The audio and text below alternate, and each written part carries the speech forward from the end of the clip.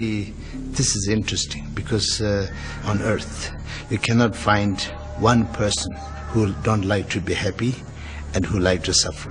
You cannot find one. Everybody like to be happy. Everybody don't want to suffer. So the teaching of Buddha is based on that.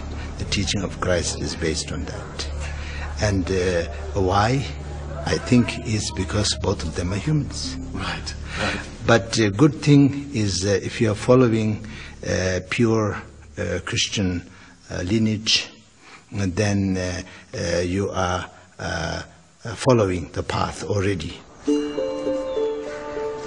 the New Testament, in John's Gospel, Jesus taught that I am the way, the truth and the life, and that by following him you can enter the kingdom of God. Buddha taught that if you follow his path and lead a moral life, are mindful of your thoughts and actions, and develop wisdom and compassion, you could reach enlightenment too.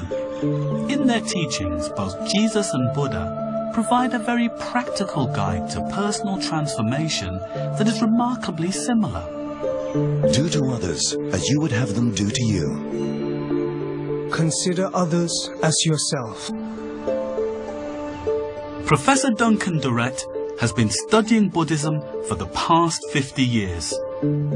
Any Buddhist hearing the Sermon on the Mount would immediately say to himself, here is the teaching of a Buddha, for sure.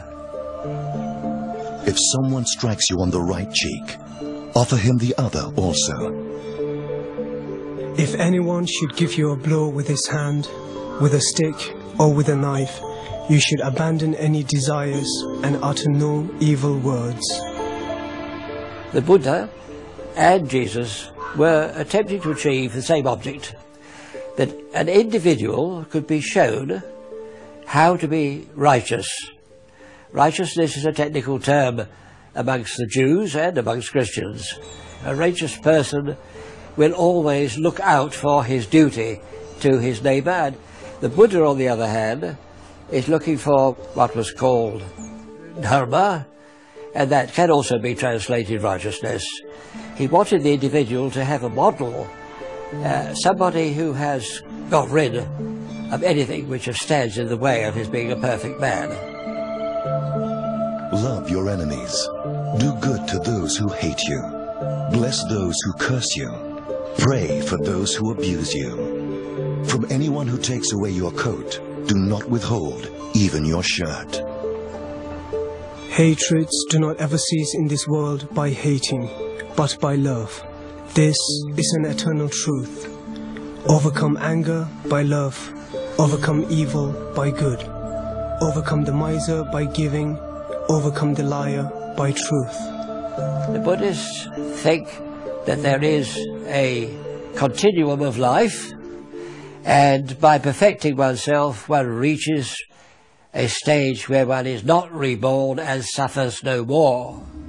Jesus talks about the kingdom of heaven, which exists on the earth amongst those who are real subjects of the real king, that is God himself. These teachings are very similar, and the Buddhist would understand the Christian, and vice versa. There's so much similarity even in that aspect in Buddhism and Christianity, because I spent times in monasteries and they use incense and they use rosary, and also they use the folding the hand during the prayer. And also we have a double dorje, the cross of the Vajra, and you have a cross. So these are a lot of similarities are there. When you are following a path with one motivation to make everything better, make everyone free from suffering, then regardless of how long it will take, we are all going into the same direction. You understand? I understand. Yeah. I understand. So, as a Christian, when I look at the teachings of Buddha and see the similarities, in some ways, I'm not just following Jesus, I'm also following Buddha. I can respect that. I can respect that, but I cannot speak for you. You have spoken.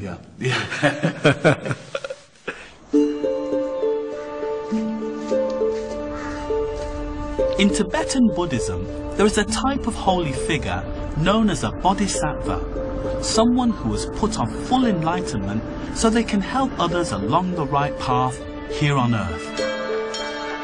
Many Buddhists think Jesus was a bodhisattva.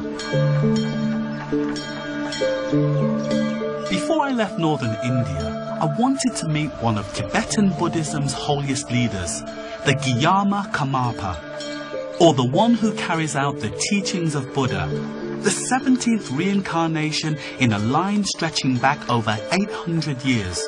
I was granted a private audience.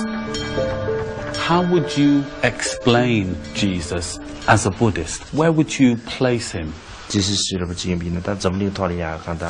was undoubtedly a great holy being for the world, and from a Buddhist perspective, we can definitely recognize him as a holy being. When someone abandons his own self-interest for the benefit of others, we can call him a bodhisattva. Although Jesus wasn't a Buddhist, we can still call him a bodhisattva. One of the things that amazes me about the story of Jesus and the story of Buddha is the similarities in their teachings. Their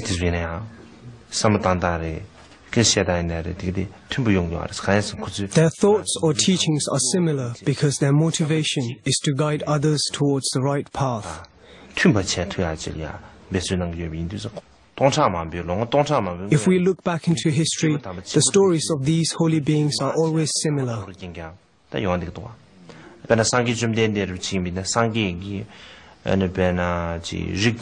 During Buddha Sakyamuni's time, the caste system was extremely prevalent. He worked very hard to undo the caste system and bring equality to all. For example, there were as many nuns as there were monks.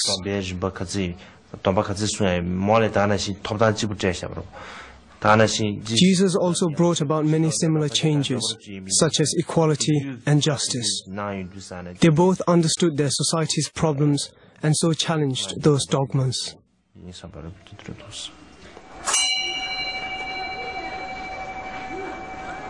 So what could be the cause of these similarities? At the time that the Bible was being written, we know that trade routes existed between India and Palestine via the Silk Road in the north and the sea in the south. And there are even Western historical accounts of travellers, diplomats and monks journeying from India to the Middle East. According to Indian sources, the Emperor Ashoka, who ruled most of India 250 years before Jesus was born, sent Buddhist missionaries all over Asia, and some may even have made it to Greece and Egypt. So there is a possibility that Buddhists and early Christians could have met and exchanged ideas. In the course of this missionary endeavour, Buddhists will have found their way to all the major centres of learning. And so lives of Buddha will have found their way to Alexandria, we can be sure of it. They were engaging in a common search for truth, not only to find the truth, but how individuals might achieve it, whatever their backgrounds. So you may say there was a two-way exchange.